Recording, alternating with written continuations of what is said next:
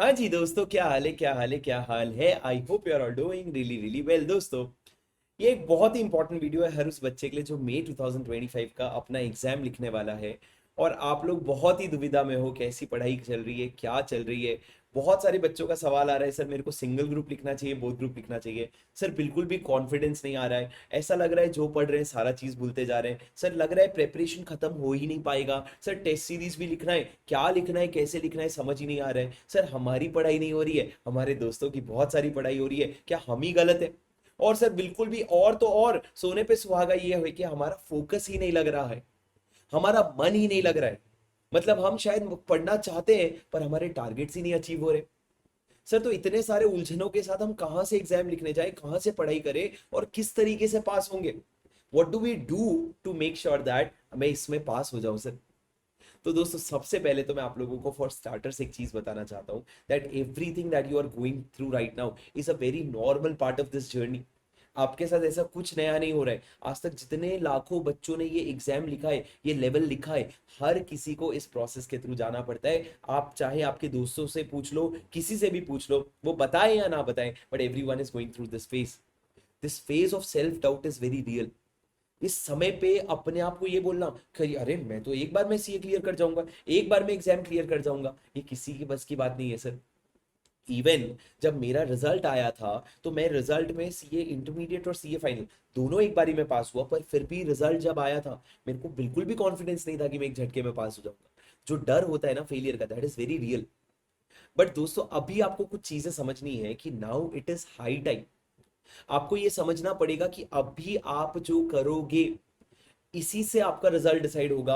आपने अभी तक कितनी क्लासेस करी, आपने अभी तक कितने नोट्स बनाए, ये सारी बातें एक पॉइंट ऑफ टाइम पे सेकेंडरी हो जाएगी। अभी आपको समझना पड़ेगा कि in today's time and for whatever days are remaining, 40 दिन बोल लो, 35 दिन बोल लो, जो भी बचे हुए दिन है, आप उन दिनों में अपने इमोशंस को कैसे कंट्रोल करते हो, ये आपका सबसे बड़ा डिसाइडिंग फैक्टर बनेगा। ये आपका सबसे बड़ा डिसाइडिंग फैक्टर बनेगा। एक सेकेंड। तो आप लोगों को बेसिकली एक चीज समझना है राजा, कि अभी फिलहाल I have to just focus on my studies, while at the same time अगर मैं आपको एक एक करके बताऊं सर कि मेरे को सिंगल ग्रुप लिखना है कि बोथ ग्रुप लिखना चाहिए, मैं तुमको बोलूंगा आज जिस चीज की तैयारी कर रहे हो तुम, चाहे वो बोथ ग्रुप है तो आपने बोथ ग्रुप लिखना चाहिए। आज अगर आप सिंगल ग्रुप की तैयारी कर रहे हो तो आपने सिंगल लिखना चाहिए। पर आप अगर बोथ लिख रहे हो तो जस्ट बिकॉज आपको प्रेशर आ रहा है या जस्ट बिकॉज आप कॉन्फिडेंट नहीं हो, that doesn't allow you to switch to one group. हाँ, आप भले अपना थोड़ा फोकस ज्यादा एक ग्रुप पे शिफ्ट कर दो, दूसरे पे थोड़ा कम कर दो, कि भैया वर्स्ट केस सिनेरियो में मेरा रिजल्ट क्या आएगा, एक पास हो जाऊंगा और एक फेल हो जाऊंगा, वर्स्ट केस सिनेरियो ये होना चाहिए।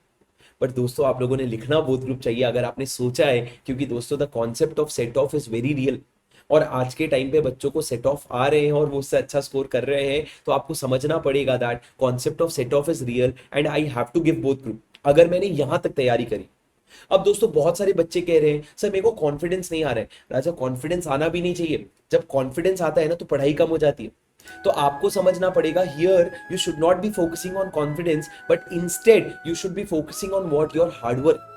बिकॉज राजा, कॉन्फिडेंस कब आएगा पता है? एज ए स्टूडेंट बता रहा हूं, जब पेपर मेरे हाथ में आया था ना, तो पेपर देख के और पेपर लिखते वक्त जब मेरे को चीजें याद आ रही थी, that was the only moment जहां कॉन्फिडेंस आता है।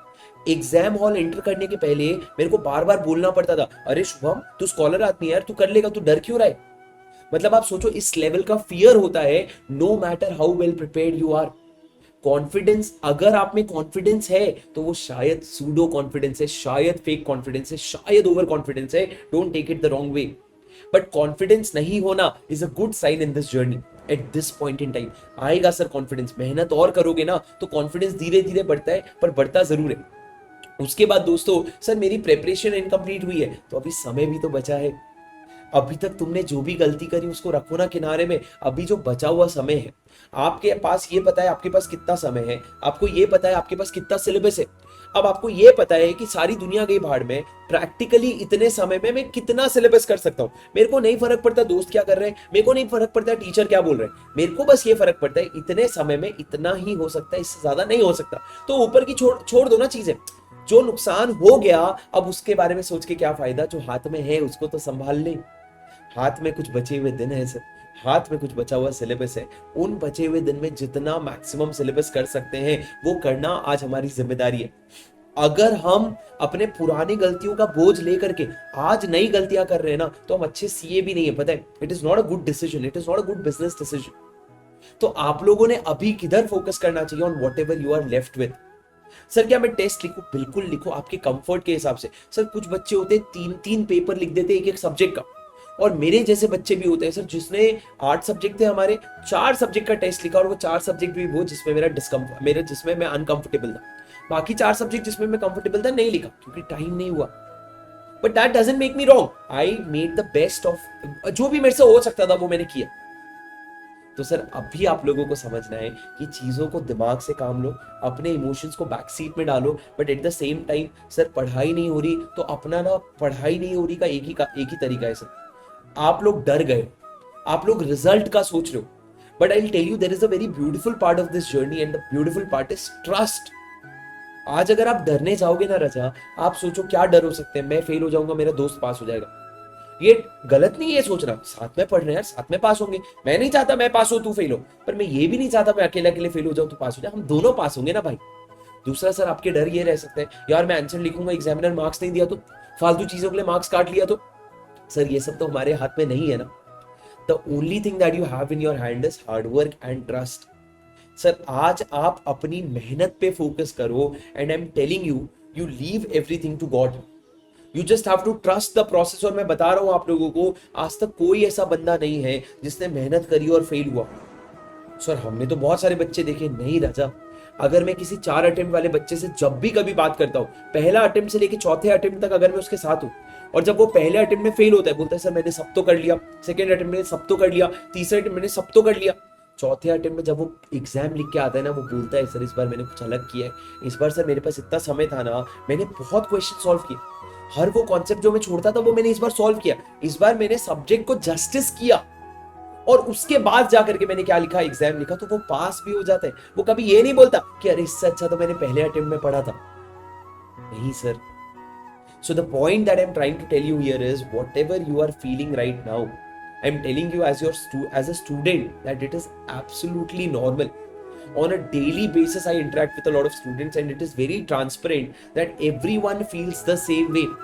But right now, you just have to focus on your hard work. Right now, आप ये समझो राजा, ये सब एग्जाम्स ना हमारे से बहुत बड़ी चीज है। मतलब आप समझो क्या रिजल्ट आएगा, क्या मार्क्स आएंगे, ये हमारी हाथ में चीज है ही नहीं। ये यूनिवर्सल फैक्टर्स काम करते हैं इसमें। इसमें तुम्हारे कर्म भी इसमें काम करेंगे, तुम्हारे मम्मी पापा की दुआएं भी इसमें काम करेगी, और तुम्हारे दोस्तों का सपोर्ट भी इसमें काम करेगा। तो ये चीजें हमारे कंट्रोल के बियॉन्ड है। हमारे कंट्रोल में एक ही चीज है कि बचे हुए समय में अपना बेस्ट देना। तो आज सर इस पॉइंट ऑफ टाइम पे आपके लाइफ में जो भी प्रॉब्लम आप सोच पा रहे हो, जो भी चीजें आपको पढ़ाई करने से रोक रही है, उसको सबसे पहले अभी सर रुक जाओ और उसको आइडेंटिफाई करो कि यार मैं इतना बड़ा हो गया, मैं क्या सुबह उठ नहीं पा रहा हूँ, ये प्रॉब्लम क्लियर हो रहा हूं मैं, कल को क्या मैं कंपनी चलाऊंगा यार, कल को क्या मैं किसी कंपनी का डायरेक्टर बनूंगा। हाँ, मेरी प्रॉब्लम क्या सही में इतनी बड़ी है कि वो मेरे को मेरे सक्सेस को अचीव करने से रोकने की ताकत रखती है? सही में इतनी बड़ी प्रॉब्लम है क्या? एक छोटी सी बात बताता हूँ राजा। एक लड़की है, सीए इंटरमीडिएट में है, अभी अभी शुरू करी है उसने मेरी batch. She is physically disabled. उसको ना विजिबल नहीं होता क्लियरली चीजें, और उसको सुनाई क्लियरली नहीं देते। पर सर वो अभी भी फिर भी क्या कर रही है, उसका मन इतना है पढ़ने का कि वो किसी ना किसी तरीके से मैनेज कर रही है, and she is going to write her CA intermediate exams. Sir not to compare or anything, but मेरे में इतना दम नहीं है यार जितना उस बंदी में दम है। मतलब the kind of positive attitude she has towards life. मेरे हाथ पैर ठीक है भगवान की दया से, फिर भी मेरे में इतना वो नहीं है। तो it is all about the perspective that you look at with whatever problems you have. It is probably big आपकी नजरों में, पर शायद किसी और की नजरों से देखोगे तो वो प्रॉब्लम शायद इतनी बड़ी है भी नहीं। शायद अगर तुम्हारे पास घर पे एक एसी है, एक टेबल है, एक कमरा है, और खरीदने को किताब है, लिखने को पेन और नोटबुक है, तो मेरे को लगता है इसके बियॉन्ड जिम्मेदारी पूरी तुम्हारी है। अगर तुम में पढ़ने की शक्ति है, तुम्हारी हाथ पैर काम कर रहे, तुम्हारी तबीयत ठीक है, तुम्हारे मम्मी पापा की तबीयत ठीक है, बस भगवान ने सब दे दिया तुमको। अब पढ़ना तुम्हारी जिम्मेदारी है और मार्क्स लाना तुम्हारी जिम्मेदारी है, and you have to do it for nobody else but yourself, and more importantly your parents. Trust me, no one else but your parents deserve this success from. उन्होंने सर आपको कहेंगे नहीं कभी, उन्होंने बहुत पैसा, बहुत समय और बहुत एनर्जी खर्च किया आपकी सक्सेस के पीछे। तो ये सिर्फ आपकी सक्सेस नहीं है। जब तक आप इसको अपनी सक्सेस मानोगे ना तो आप कामचोरी कर भी लोगे, पर इतना तो ये आपका सक्सेस है भी नहीं जितना ये आपके पापा का और आपकी मम्मी का सक्सेस है। So you owe it to them. So do make sure that you from now onwards stop cribbing about small things, start fighting with bigger things and make sure that जब आप exam hall में जाओगे you are going with your best of efforts in whatever days is left।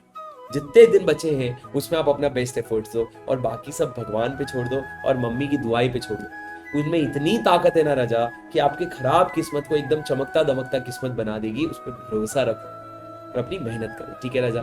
I hope this video was helpful for you. I hope that your preparations will be fine. और कुछ लगे आपको तो comment में बताना मेरे को। यही हूँ मैं, आपके साथ एग्जाम लिखेंगे सर, पूरी जर्नी आपके साथ जिएंगे, बट आप लोगों को बहुत अच्छे मार्क्स लेकर के आने होंगे सबके लिए, ठीक है राजा। उम्मीद करता हूँ ये वीडियो आपको हेल्पफुल लगा होगा। अगर हाँ तो मुझे कमेंट पे जरूर बता देना और एक बार अपने आप से दिल से एक बार कमेंट पे लिख के जाना, I will give my 200% in this exam. एक बार दिल से आना चाहिए सर, लिखते वक्त ना उस शब्द को फील करो and I promise you it is going to make some changes for you. बस आज के लिए इतना ही, मिलता हूँ आपसे अगले वीडियो में। Until then take care, study well, keep going. This is your CA buddy Shubham Singhal signing off, bye bye.